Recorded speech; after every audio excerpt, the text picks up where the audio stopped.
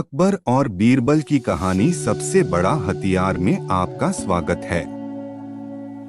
बादशाह अकबर कामकाज के अलावा भी कई चीजों के बारे में बीरबल से बातचीत किया करते थे। ऐसे ही बैठे बैठे एक दिन बादशाह ने बीरबल से पूछा कि इस दुनिया में सबसे बड़ा हथियार तुम्हारे हिसाब से कौन सा होता है। इस बात के जवाब में बीरबल ने कहा कि संसार में आत्मविश्वास से बड़ा हथियार कुछ और नहीं हो सकता है। यह बात अकबर के समझ में नहीं आई, लेकिन फिर भी उन्होंने कुछ नहीं कहा।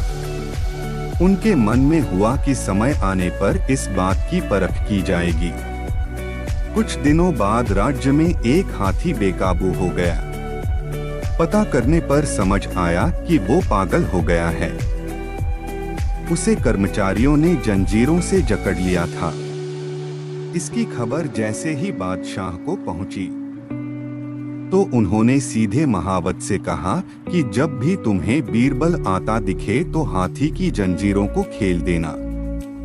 यह सुनकर महावत हैरान हो गया, लेकिन बादशाह का आदेश था, इसलिए सिर झुकाकर चला गया। अब अकबर ने बीरबल को महावत के पास जाने के लिए कहा। महावत ने भी बादशाह के आदेश का पालन करते हुए बीरबल को आते देख हाथी को जंजीरों से मुक्त कर दिया। बीरबल को इस बात की खबर नहीं थी, इसलिए वो आराम से चल रहे थे। तभी उनकी नजर चिंघाड़ते हुए हाथी पर पड़ी। जैसे ही उन्होंने देखा कि हाथी उनकी ही तरफ आ रहा है, वो कुछ समझ नहीं पाए। कुछ ही देर में उनके दिमाग में हुआ कि बादशाह ने मेरी आत्मविश्वास वाली बात को परखने के लिए ही इस हाथी को मेरे पीछे छोड़ने का आदेश दिया होगा।